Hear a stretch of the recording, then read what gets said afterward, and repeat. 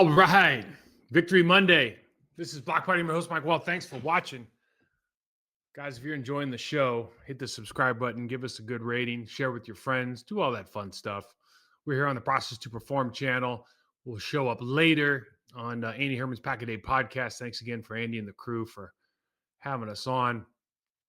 This is a fun game. Listen, there's a lot to take away from these games, and we talked about it on the Andy Herman show. There's 5 skill position players on the Packers offense that are not playing right now that we would love to have. We might take over the 5 that are playing. Like when you start talking about a Josh Jacobs, a Marshawn Lloyd, who I think is going to be, if he can get healthy, if he's going to be extremely dynamic. Your Tucker Kraft, your best offensive weapon this year.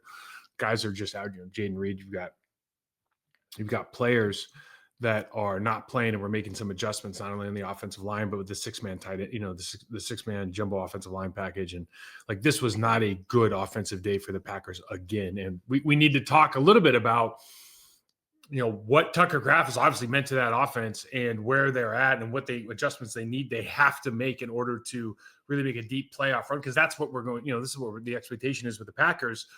What they have to do to get over the hump now with the current tight end crop. Know that Tucker Kraft's not coming back anytime soon. But this defense, man, the safety play, including Bullard,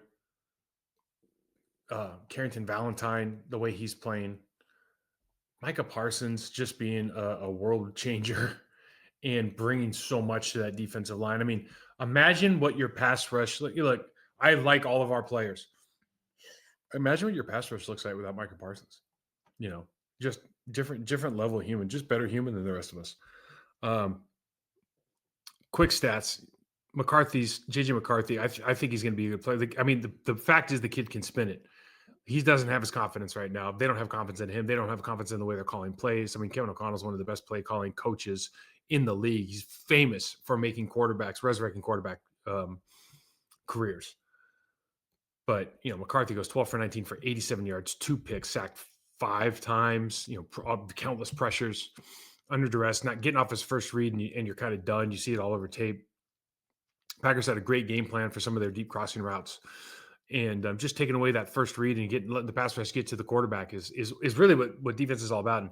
And you can't say enough about Jeff Hafley and his crew and what the job he's done, coming in, starting last year, and then really, following through.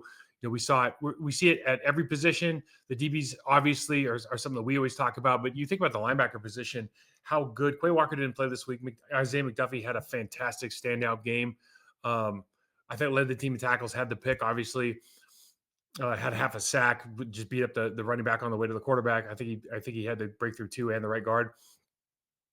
But you see with Quay, with Cooper, with McDuffie, the way those guys are playing, the way Quay Walker's evolved, even though he didn't play in this game, like Hafley is a good-ass coach. I don't think he's going to be around the Packers for very much longer. It's just, if I was a owner searching for a head coach, man, I know everybody wants offensive guys, but it's a hell of a good coach.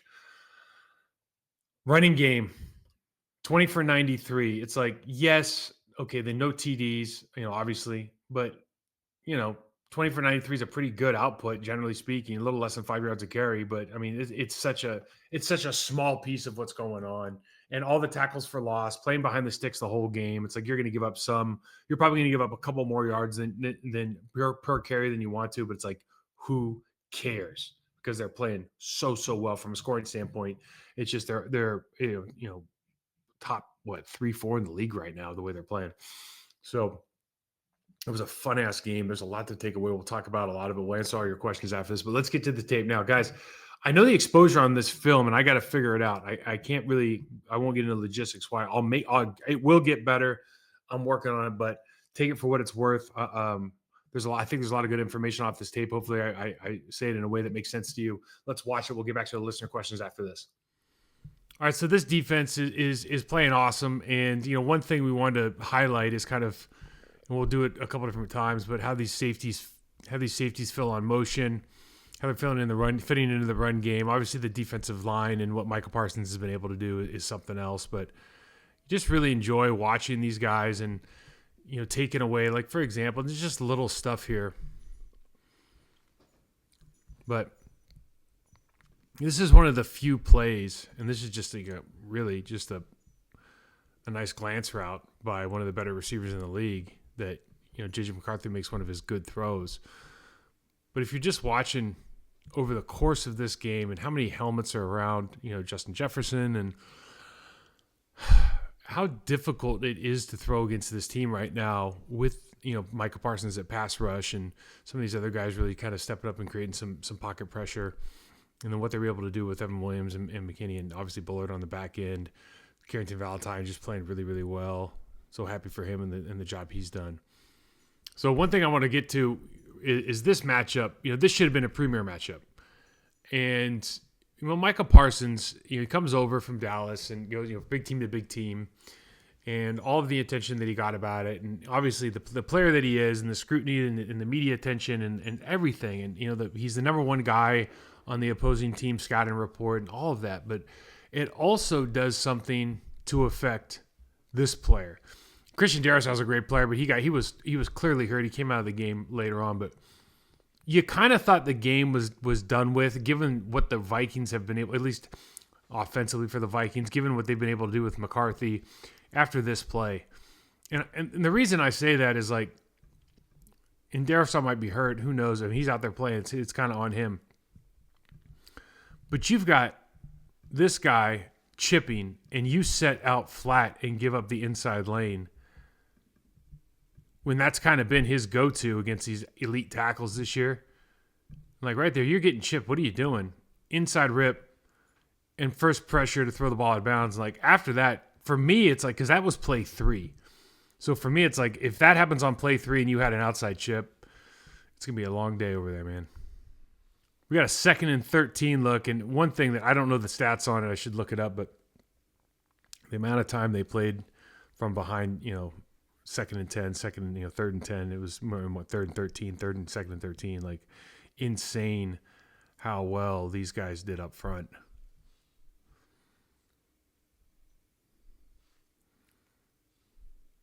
So they got the tackle pull, and we just kind of show all this stuff here.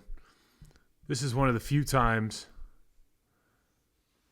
that they filled away, but you still see that Evan Williams comes down late, and I just like how they're doing this. I think it's thoughtful, and what I mean by that is they're going to occupy here for the crack, and they're going to shoot this guy so he's a free runner. So these players are accounted for in the box right now. Okay, this guy is not going to be accounted for. They don't have that 8th in the box call. And when he's coming from depth, you really don't worry about him. Now, this is, on one hand, you're Mike, it's a 4 or 5 yard gain. On the other hand, I'm it's a 4 or 5 yard gain, and they got to run about 6 more of them in a row without screwing up before they can get to field goal range. But you see at the top end here, and there's a bunch of different ways they end up doing this, but they end up cracking here when really this guy's going to play flat. This guy's going to run fit, and that receiver's not going to see it. So this turns what could be a monster play, quite frankly. I mean, they've got everything they want here. They've got double, cover up second level. I think they're being okay there. So they got the lane, but just the way that they're filling makes this difficult for that wide receiver to track, and then therefore they can get hands on with Evan Williams. Evan Williams is just playing out of his damn mind, man. What a draft class that turned out to be. 2nd and 4th round picks just started and playing extremely well. They talked a lot about dagger concepts they're famous for them, but the dagger concept is just the go and the deep in. And really, at the snap of this, they're already trying to take this play away and go back. So they've got McKinney on a 2x2 side. Right, we got 2x2, 1, 2, and then 1, 2 over here. His eyes are just searching for this dagger. You can see his eye. He's not worried about this go, man. And the responsibility, and this is kind of it's not a different way to play it, but the responsibility here, because this can be open if this guy doesn't get over the top, vertically over the top on him. But they're just sitting with this backside safety or middle safety, hey, man, all we care about is that dagger. And then we'll just have Isaiah McDuffie take with a curl, then just tackles and just knocks the shit out of Hawkinson on the crossing route. So it's another 5 yard paper cut, and we'll take it. Got a 2nd down and 3 look here. Same idea now. They're going to go motion across here. They're going to bring this down, and they're going to fill. And the key is for this player to keep good leverage. So watch it play out. So different way to attack it because they got two tight ends on that side. Now they get it right. Now this receiver says, okay, I see this coming out. Now they come back in, and they actually get the crack.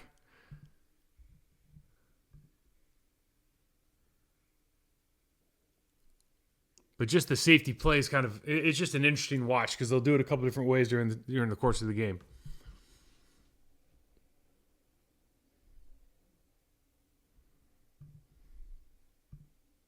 See, they fold this back in on the backside. 59, great job just throwing 74 off him. I mean, this is an 80-pound difference here and here. Nah, 80 pounds is probably a bit much. Let's call it 77. That's big time, man. Physicality on this side of the football is awesome right now. Intensity. Like, it's just so much fun to watch. Like, when I was playing for the Packers, my first year, we had Reggie, Santana, Leroy, Gilbert, and I think they were, top 2 in the league. I think Reggie had 15 sacks that year. It was his last year in Green Bay. And, really, you don't think about, when you think about the Packers, obviously because of the quarterbacks we've had, we always think about the offense. But, man, this defense is turned out to be potentially very, very special. One of the few plays where they just kind of guessed wrong. Coop saw that pull. And really on this play, this is the back doing a good job. And this is why they run an A-gap. You see a lot of teams. Now, we used to run this with the come on, Mike. We used to run this with the jab step, and then you follow the guard here so your angle's a little bit better. So you're kind of thinking like you're going to hit here or here.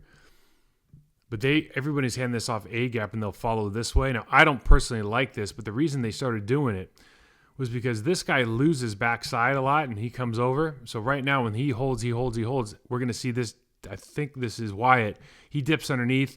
Cooper's following the guard for the double, and then it's just bounce out the back, and all you got to do is secure this backside, which honestly is a really, really easy block for that tackle. So you see it here. Devontae Wyatt kind of dips inside, and then just out the backside here. Have to come back and make the play. McDuffie, good job. 3rd and 1. What a play. What a play by Enagbari. Enagbari's in there like 255, playing defensive tackle between the center or between the guard and the tackle, who combined 700 pounds, and just guys are just making plays, man. It's just awesome to watch. That's not an out stunt. That's just him making a play.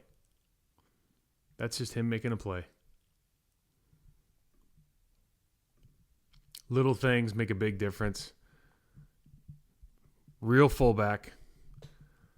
Coop, is he big enough to play? Last year we were kind of talking about it. Confrontation, not a problem. Fantastic. Parsons doing his job. That's awesome, man. Big time ball. 2nd and 10. Still 2x2 hipped off so they can get that chip. Just holding it too long. You see McDuffie runs a stunt here. Watch the back end first. They drop Enagbari into the hook curl. Really taking away that in between the two linebacker and defensive end drop, and taking this away. Really the only thing they're going to have here is the shallow. They want this. They want to take a peek outside. They do a good job of taking away with Enagbari here on that hook curl. That's probably what their first read is. You get McCarthy have his first read, his problems. But you just watch I think this is McDuffie coming in here and just splits both of them, man. That's big time ball. Can't flat set Parsons. So when I say flat set, this is always something to me that baffles me from guys who are coaching line. You kick out wide. You bring your second step over too much. You've created this space. If he goes inside, there's even a bigger B gap. And the reality is, like, whatever Parsons is, 255, 260, runs a 4.44, 4.3, whatever. This dude's an awesome, awesome athlete, but he's like 325, right? So you got 325 going this away, and you got 250 running a 4.3 going this away. And it's like, how do you think that's going to work? You know, it's not to your advantage if you're an offensive player. Right? It happens so fast. It's like not even a play. It's crazy.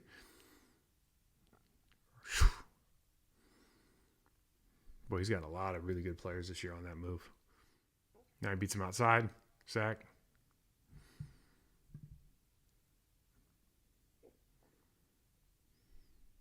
They take away the chip.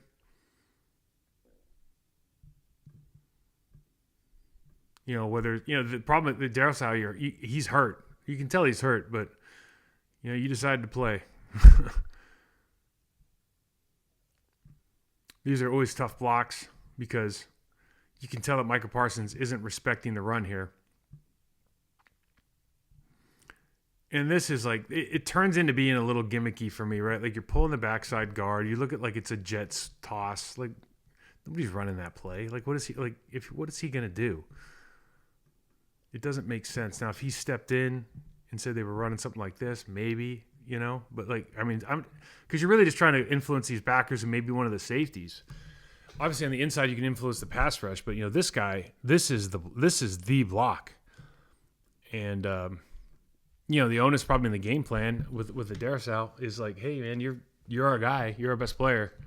Take care of him. Stuff playing against that guy. 3rd and 16.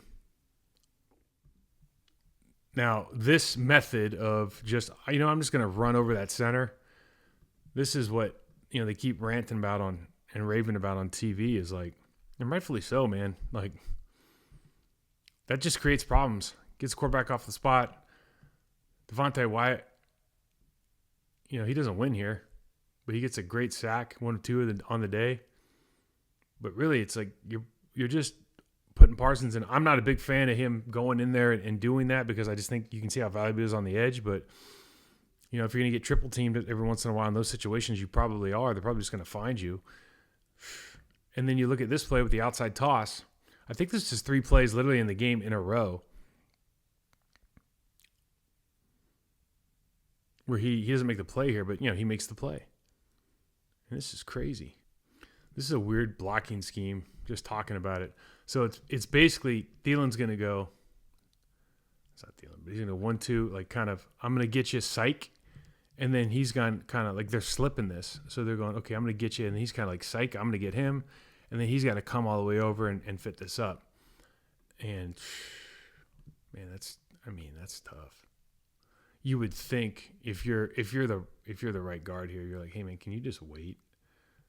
You know, footwork's not great, obviously, but you got to have perfect footwork playing against Micah Parsons, run or pass. I think this is where Sean Gary gets around. A lot of guys, I want to put this in. The problem with these sometimes is the quarterback holds the ball. This guy chips it out. So, like, now Rashawn Gary's all the way out here, but he gets a full head of steam, and this tackle doesn't really know where the quarterback is. This happens every team. And so as you see this play out, so he pushes him out. So it's like, okay, now what? You know? McDuffie, great pick. McDuffie had a hell of a game, huh? Filling in for Quay full time. And I think it's one of the last plays of the game. You can see, like, they're running the dagger again. They're trying. That play, you know, and on the dagger concept with 2 deep, this is not the throw. You know, is he going to bend this middle field open? I don't know. But that is not the throw with a safety over the top. And you can just see it's, you know, when you're on the struggle bus, man, it's hard to get off. Hard to get off. All right, we got a 1st and 10 look, and, like, you know, we talk about the switch at the right guard. This is the first play of the game. So these, just so everybody knows why I bring this up, because this is a scripted play, right? And this guy has come out of nowhere, man. He is an absolute baller.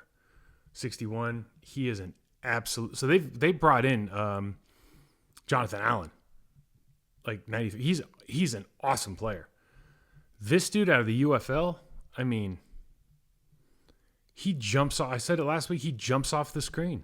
I had no idea who he was. He was all over the backfield in this game and the game before. But you see, just second step crossover, just bad footwork. And I hate to say this, but this is actually the worst play in football. We've talked about it because we cannot hold up here.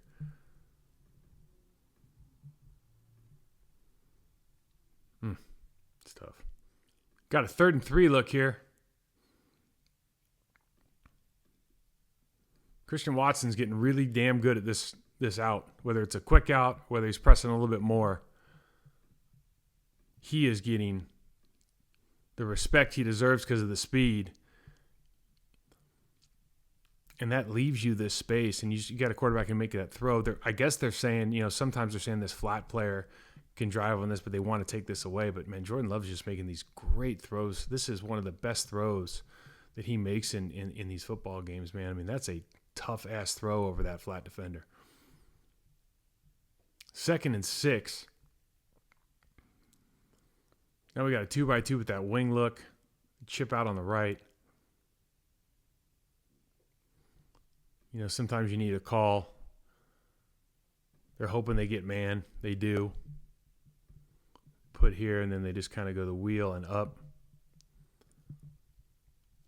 And we win.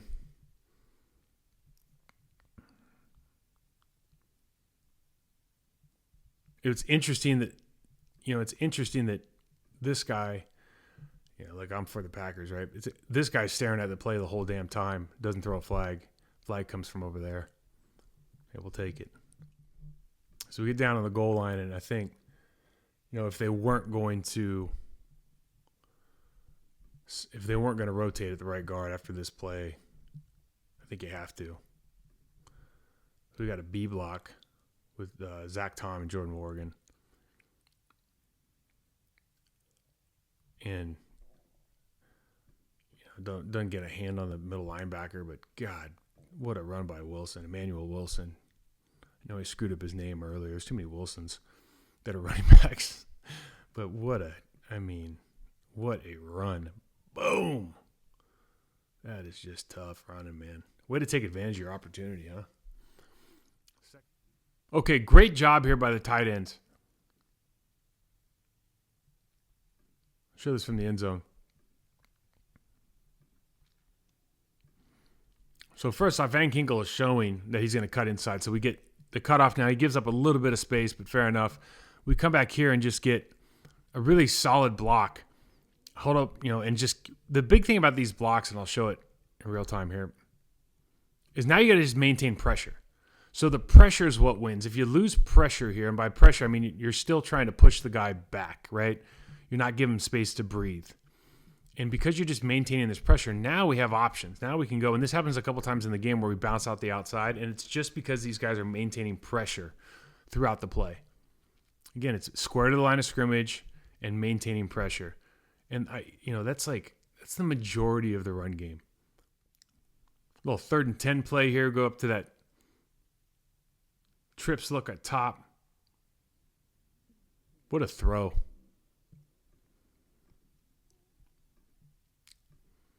So they bring more than they got no one to cover, and they're going to try to drop Cashman back and try to keep up here, and it's just not going to happen. They still got to keep a deep safety. They only got 2 over here, so they got 1 and 2.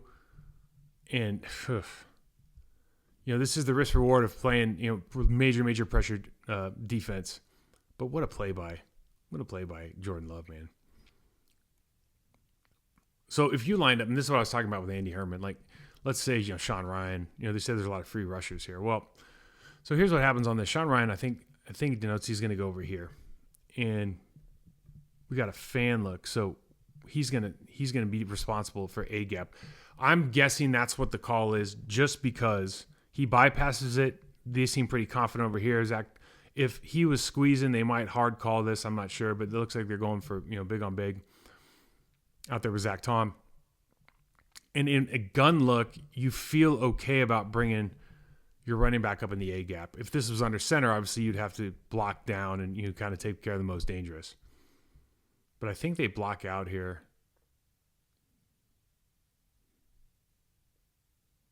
And they bypass two.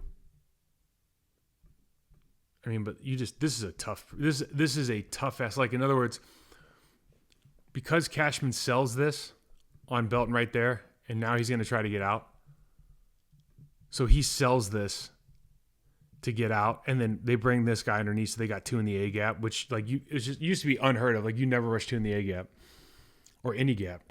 But they're happy to do it now because it kind of breaks a lot of the rules for offensive line.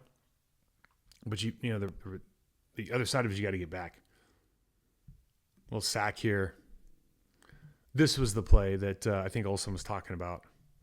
So yeah, they want you line up here and you're gonna press this guy out just because that's where he is. Like, we got 15 off the screen here. If 81 was not allowed to line up wherever he wanted, or if this guy's a regular 5 tech, then you'd be fine. But he has to press him out. That's the design of the protection, in other words. And these are hard. Like, Rasheed Walker didn't have his best game at all this game, but he got takes a little stab here. But the reality is, like, ball's not out on time, and these are really, really tough because you just don't know where that quarterback is. Got a 1st and 10 play here. Trying to look like a fullback. I wanted to highlight Aaron Banks here and the job he does. So they're going to do a little slant, okay? And he's going to go one and put that second step in the ground and this is the bumper. And you just hold your spot, man. Try to get vertical. And it makes it impossible for that backer to be right. And you create the seam on the backside. So he just goes step 2, 1, boom. That's awesome. Now he's going over here. We're going to go through here, right? But because he holds this and he doesn't leave, got to play. That is such a good job by him, man. That's big time. Big time play. Doesn't seem like a big deal, but it's a big time play. Look at this from the end zone. They got a lot of work to do just as far as like adding some stuff, just getting better at blocking at the point of attack. Jumbo package stuff, you're going to, obviously you're probably going to run inside a little bit more. Aaron Banks, again, does a great job. Not a good job, a great job of just setting that edge. Problem is here, Van Ginkel is like, it's kind of what we were talking about on the other show in the pregame, is that's not going to work. Got to get better. Got to get better at that spot. Now, I think they end up scoring here, but this is the stuff that, these plays go unnoticed maybe in the film room, but you watch this and you go, there's no way that you don't know who you're responsible for on the backside of this play. My opinion. So for whatever reason, they've got a jam look. So jam, center and guards are covered.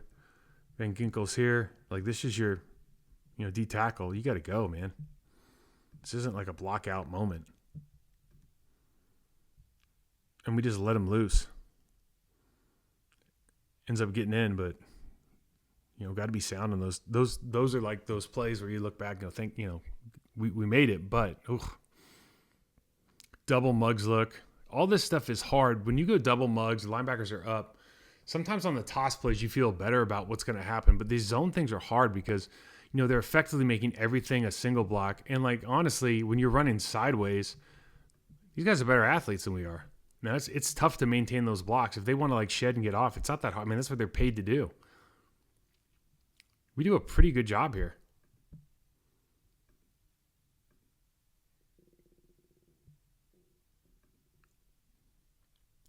It's not a bad run.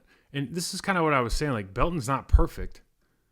Right, but he's running off the ball. He tries to get that inside hand in. He's covering, stays square, and drives. Like, just the drive here. Like, I'll stay for the drive. Thank you. 61 gets off, ends up getting in on the play. Like, all of it, I get it. But I'm here for the drive. I'm here for the finish. Look how good Zach Tom is. We never talk about Zach Tom. Look how good he is. Inside hand. This is a little trick of the trade, vets, man. Sneaky vet here. Right? Okay, right there was Zach Tom. So now what you do is you extend your outside arm and you get vertical and just keep him wide. Little trick of the trade.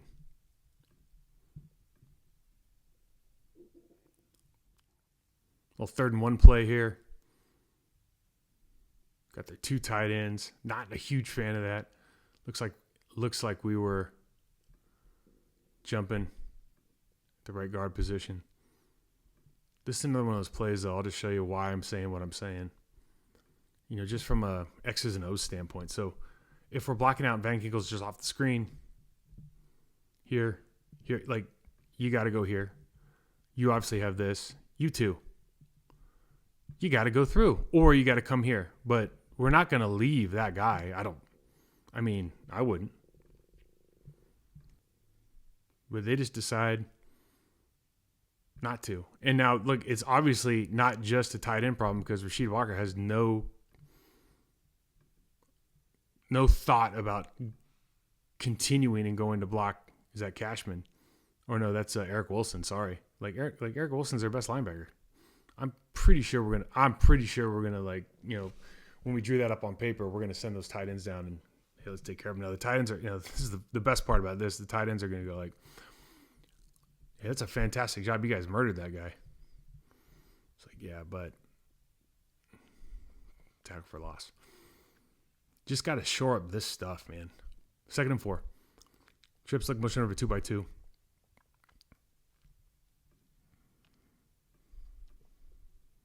Same concept. Now they've bounced 44 out of the box now. Highlight Sean Ryan. 1-2. Okay. He leaves.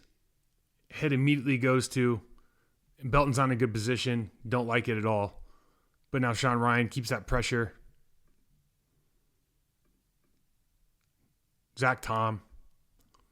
Look at Zach Tom. Reset, hands inside and drive. That's big time, man. Big time block. Aaron Banks. Good job of, and then working head play side. God, Zach Tom's good. All right, so you can see Jordan Love ended up 14 for 21, 139 yards. Not a great day, but that's not really what we were doing. Listen, there's a lot of action at the offensive line spot now. I think it's the one thing where you look at this and you think about the offseason changes that they made. You think about the decision to bring Aaron Banks in and move Elton Jenkins. You think about the decision to draft Jordan Morgan 2 years ago and now put him at the right guard position. I'm not saying they didn't earn the spot or this or that. That's somebody else's opinion, not mine. But generally, when you take a swing like they did in the offseason, and then it just isn't working up front. And Zach Tom's playing really well. Rasheed Walker did not have a good day. I think Sean Ryan took a step forward. But we got to get better. There's got to be consequences. That's the easiest way to say it. I don't know what those are. Those are, guys on higher pay grades than me are going to make those decisions, but got to get better up front. I want to get right to the listener questions. And we've got a lot of them. Appreciate you guys for sending these in. Let's see. We got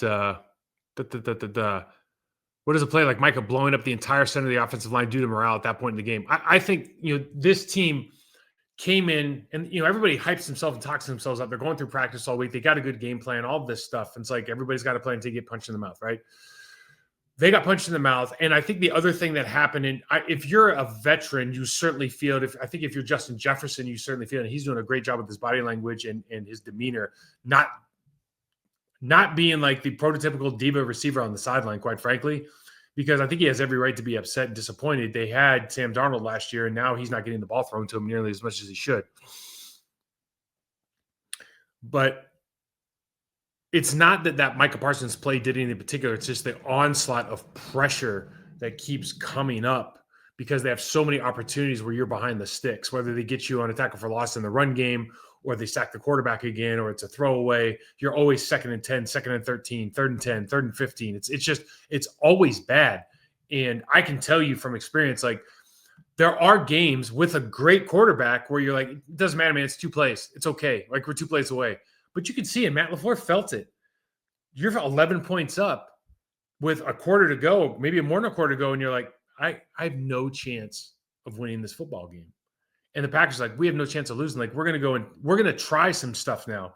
We're going to play Belton the entire second half at right guard. We're going to give him his audition. We're going to go jumbo. They don't even have a package. Like, they have plays. Like, I wouldn't even call that a package of plays.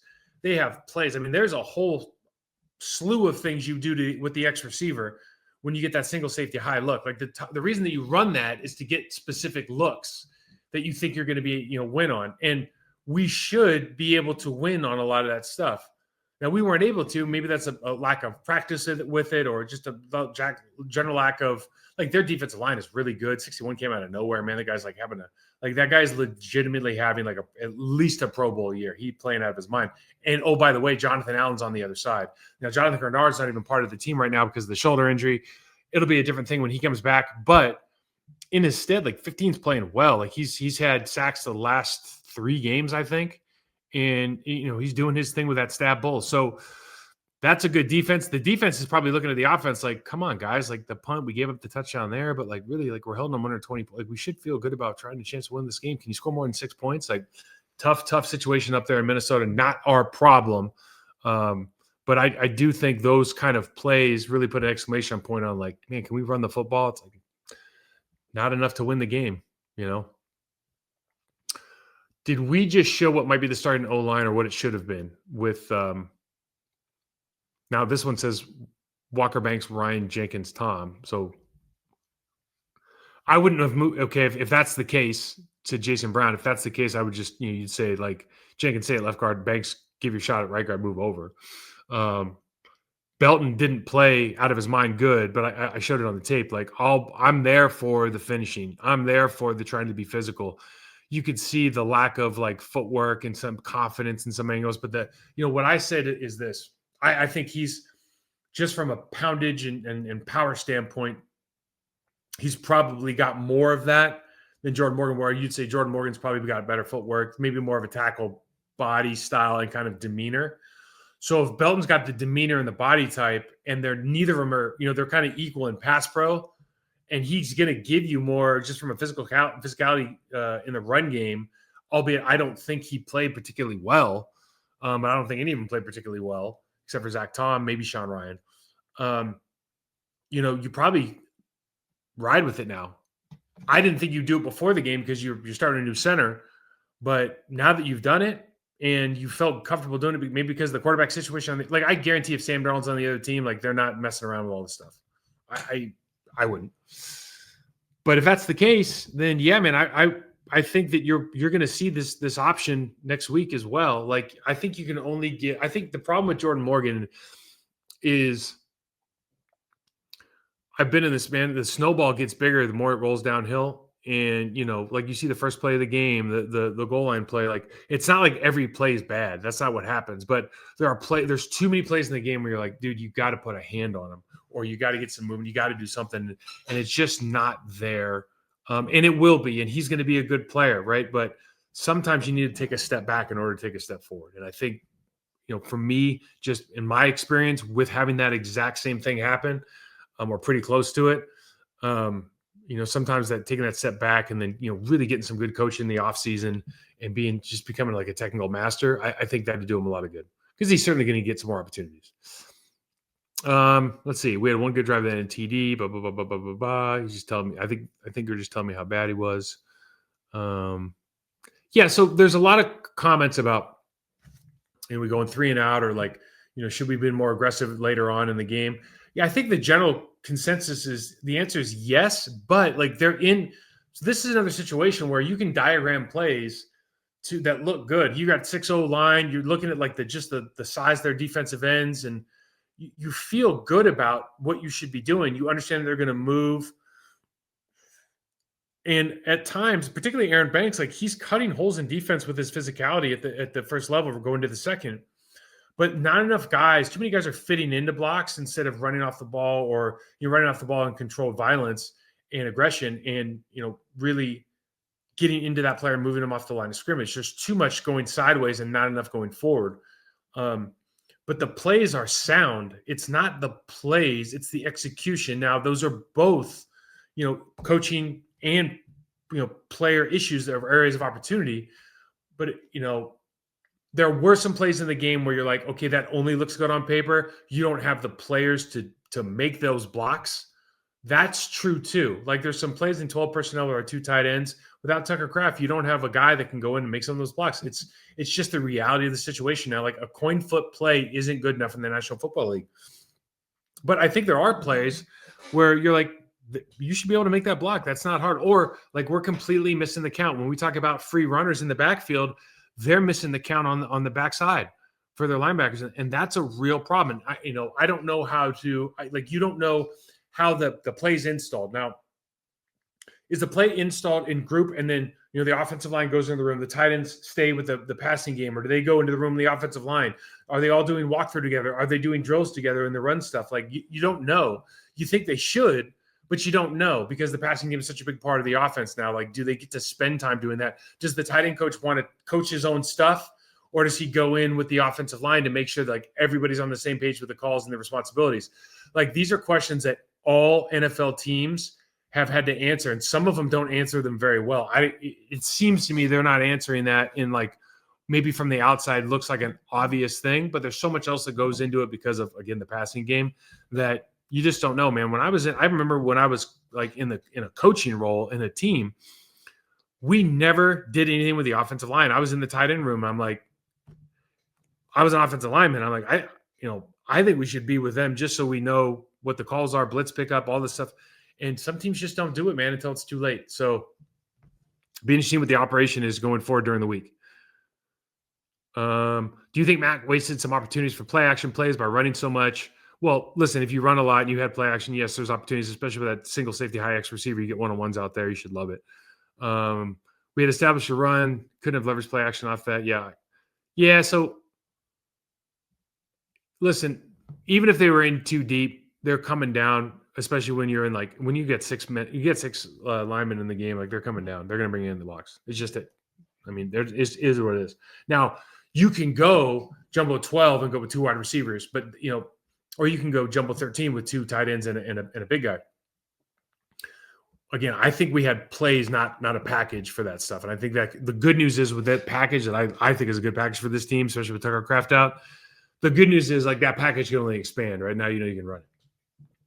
Overall thoughts on the line if there's real improvement? No. I don't think they took a step forward. I think Aaron Banks continues to improve.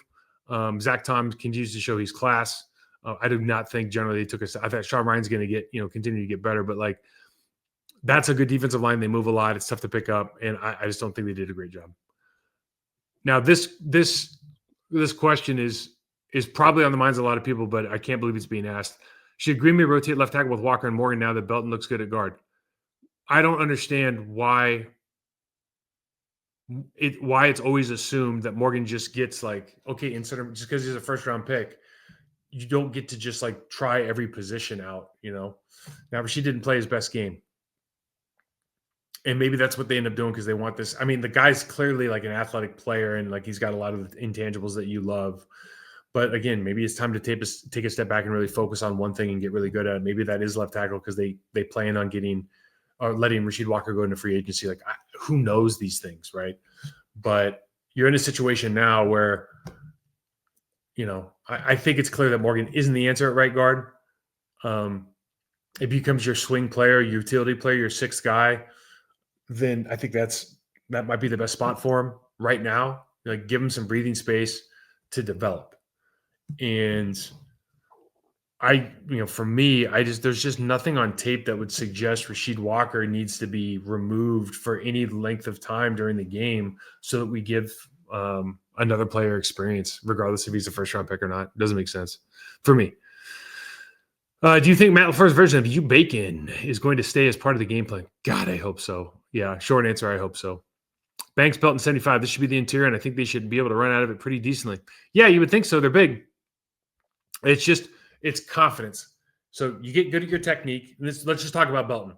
Belton's okay. Now you know what real world snaps look like against a good player. Okay, now take that, go back to the drawing board with your footwork, hands inside, body. Just think about your body profile into contact, and then when you get to contact, you're good. Like you figured out that part is not hard for you. Body profile into contact, get into the right place.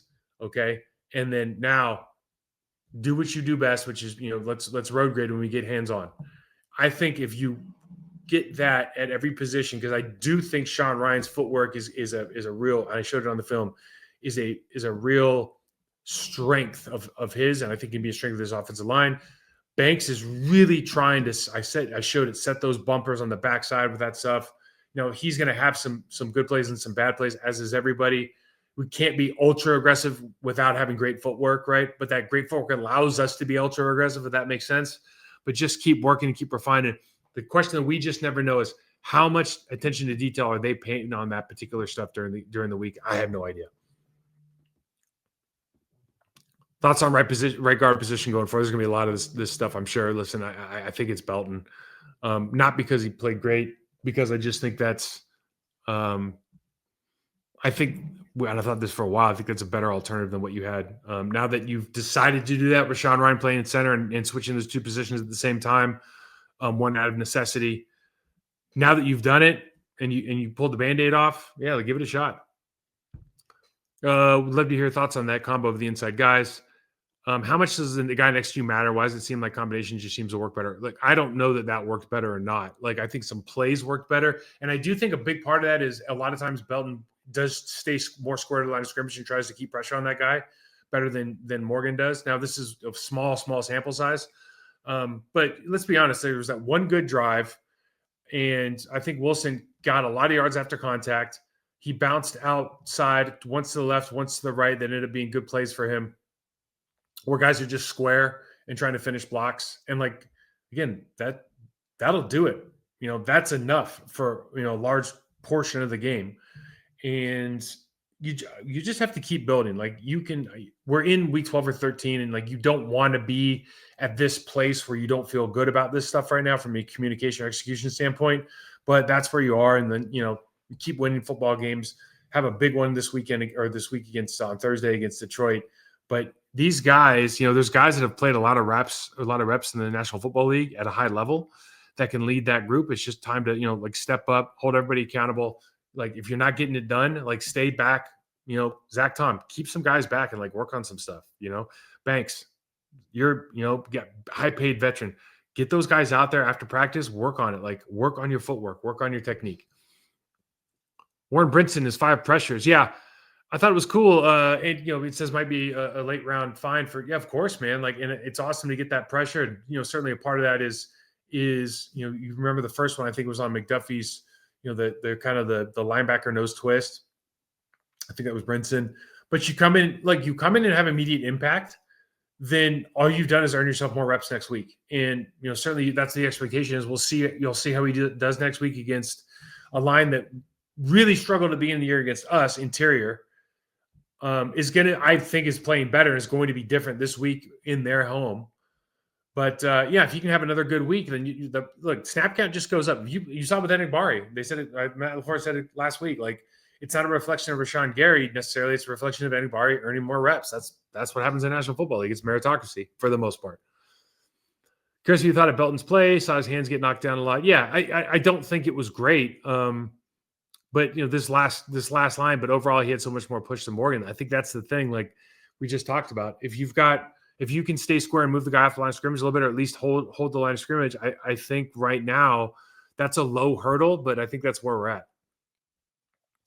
What are your thoughts on a guy like Luke Musgrave, who appears to be avoiding contact when asked to block or catch? My thoughts are, if you don't learn how to do it, you shouldn't play. Do you think his lacerated liver injury a few years ago made him gun shy? I don't know that he was ever thought of as I think he's Oregon State kid, right? I don't think he was ever thought of as a physical player. I remember watching tape on him when he came out. I think we can go back and look at the show. And I don't remember thinking wow, there's a physical guy, right? I think this is a good athlete that can maybe stretch the field at the tight end position. Certainly been overshadowed by Tucker Kraft. Why? Because Tucker Kraft's a more physical player, and not only in the blocking game, but also run after catch. And that's a big deal. Once you learn how to do that at a high level, you'll get more reps. How's Karen Valentine? He's good, man. He just does what Karen Valentine does is he makes tackles. He's physical. He comes up to the line of scrimmage and makes plays. He does a good job in coverage. He's a smart zone player as well. Like he's not a shutdown corner, but like you don't need a shutdown corner. You got a treasure trove at the safety position, including your nickel safety. You've got all pro caliber or really really high level caliber players at all three levels right now. And what you need are guys that are really solid at the corner. If you had like a shutdown guy, would you use him? Yeah, but like we can afford to run a lot of zone on the back end right now or match stuff because our pass rush is so good. We can sit back and have eyes on quarterback, and that's why you have 2 picks at the end of the game, right? Because bad football with guys not chasing players, sitting in zones, looking at the quarterback size.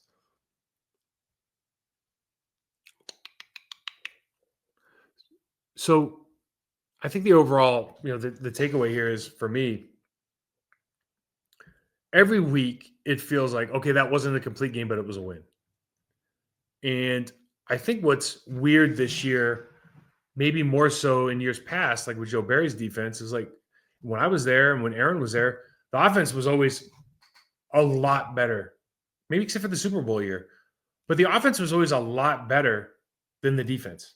And right now, the defense is a lot better. I don't know if it's statistically, but when you watch the game, the demeanor, the aggressiveness, the intensity, the communication, the execution is much, much higher on the defensive side of the football than it is on the offensive side. Now, that could boil down to literally, the fact that all 11 players have to be on the same page on offense. And like, if you're having problems at the right guard position, for example, or if you have your tight end injured, or if you have both your utility guys, Marshawn Lloyd and Jaden Reed, both guys who can kind of do all those things, like are both out of the game. Like that can disrupt the team maybe more than like a middle linebacker who's playing really well like Quay Walker not being in the game. Like those are bigger gaps, and we have a lot of them on the offensive side of the football. So it always feels like it's like we're winning. It's like a but every week. But the reality is, like, we're going to get a lot of those guys healthy. We're not going to get all of them back, but Josh Jacobs will be back. Jaden Reed will be back. Matthew Gold will be back. Our offensive line, if let's say we just keep this and they stay healthy in 4 weeks, we'll be a lot better than we were last week.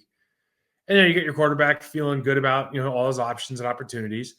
And I think the other thing is like I really don't think we run.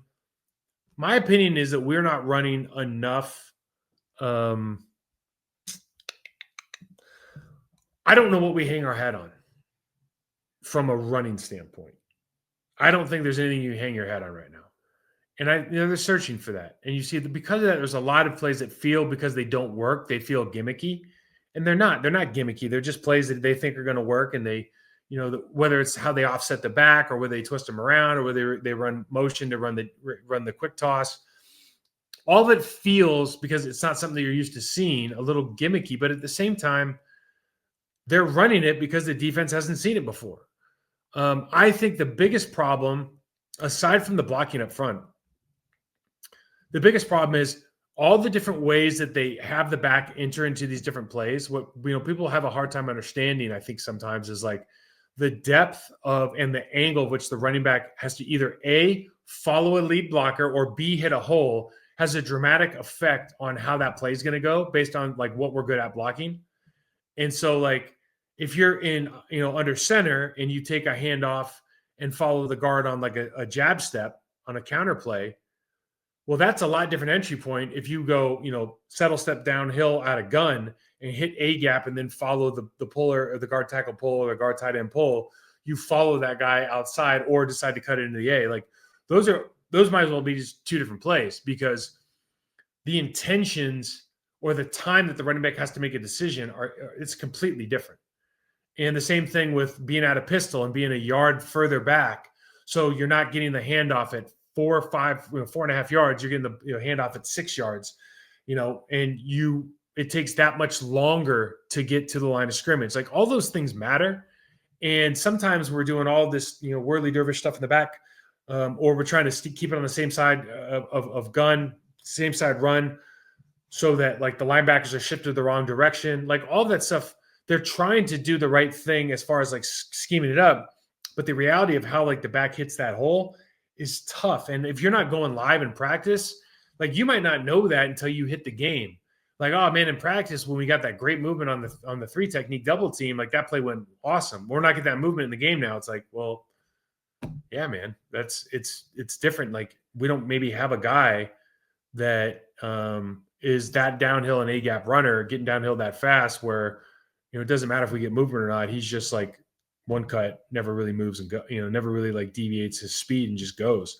If you can get up on a guy really fast, sometimes those linebackers and defensive linemen don't really have time to like hit their blocker, read, and make a play. But if you feel like you have to cut in the backfield or go horizontal or vertical in the backfield or at the line of scrimmage every play, well, now those guys do have time. So all of that kind of advantage you might have from some of the situations you're putting your running back in from a positional standpoint in the backfield, like it's gone. So anyways, a lot to think about, but this Detroit game is going to be fun. Really good football team playing good ball. They pulled one out against the Giants last week. Gibbs first run from the line of scrimmage, first play of the line of scrimmage in the overtime, man. He's electric. So going to be a tough one up there. It's tough to play in Thanksgiving Day in Detroit with this group, with that fan base and stuff. It's gonna be a fun game, man. Buckle up, guys. Enjoy this week. This will be fun. This will be a fun game. That's a wrap. Thanks again. Thanks again for all the Packer Nation that's out here, sending in questions, bringing in the comments. I really enjoy it. If you're enjoying these breakdowns, please hit the subscribe button, give us a 5-star, maybe share with another NFL fan. I'm Mike Wahle. I'm here to educate and entertain. Enjoy the weekend. Enjoy Thanksgiving. Scotch and steak, maybe a little turkey. Happy Thanksgiving, everyone. Go Pack.